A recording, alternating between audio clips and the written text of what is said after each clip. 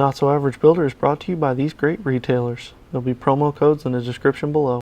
Hey guys, Tom here, and this is Not So Average Builder.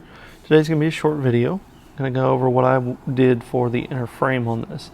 So I base coated everything in field blue. I started with a gray primer. And here I'm just adding some panel highlights. All I did was mix in a little bit of the barley gray with the field blue to create a transitional color.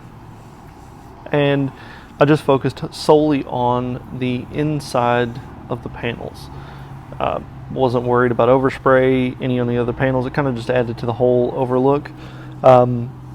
With this airbrush, I used a 20 psi, but there is an adjustment knob on the airbrush itself.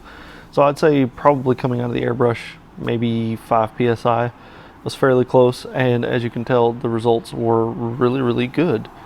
I know this is kind of a more advanced airbrush, but I will have to say that I highly recommend it. I'm going to do a video soon on the breakdown of this airbrush. Now that we've got that out of the way, let's work on some weathering. So all of that work you just did, we're going to cover it up with some oils. And I'm just using the Mr. Weathering Color Multi-Black. It is an oil-based wash, and I'm liberally covering every part of this whole kit. Now, you want to prevent pooling, just like with any wash. So if you see any pooling, pull that up with your brush. Your brush will soak it up really easily. And then what we're going to do is we're going to let that dry completely. Once that's dry, we'll go through and removing it, and we're going to create some streaks along the way. I don't really have a direct method for creating streaks. I just kind of winged it, to be quite honest. And I think it turned out pretty well. You'll see later on in the video, but I'll let you watch me just basically cover this whole thing in some oil.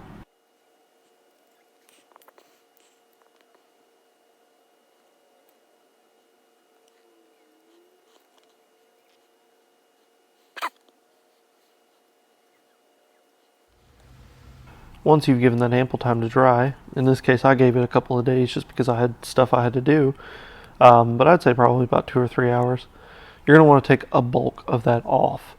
What this does is this shades in your recesses, so panel lining essentially, and it also darkens the piece down to tone together the transitions that you made to kind of blend them even more. What I'm doing is taking a bulk from the bottom, getting my Q-tip soaked in the oil, even though it's still kind of wet because there was so much that I put on there, and I'm just kind of going back and forth, pulling stuff from the top across the panel. Again, this was kind of a winged process, and I'm not sure if this is the correct way to do it or not, but it worked for me.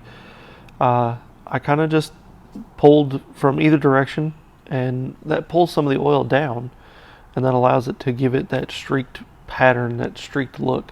It worked really well on the back of the shield here. Got these subtly weathered. I'm not going to do any major. There is going to be some things I'll detail paint, like the rear piston. That'll be painted. We'll probably paint the straps on the piston itself, and possibly the thruster inlets. The thrusters are primed black in preparation for one of these. I don't know what color I'm going to use, but that'll be next week's video, or the next video in this series. So I've got the bronze, gold, brass, stainless, and aluminum. And I think it's going to be a toss-up between bronze, gold, or brass. I think that brass would probably look the best because the color scheme that I'm going with, they had brass knockoffs on the wheels, and I think that would just be a nice little touch to that, or a little nod. So that's what I think I'm going to do. I think that these are going to be brassed. That'll be next week. We'll touch on that, finish up the inner frame, and we will start with the armor panels. I know this is a short video, but that is all I've got, guys. Have a wonderful day. Bye.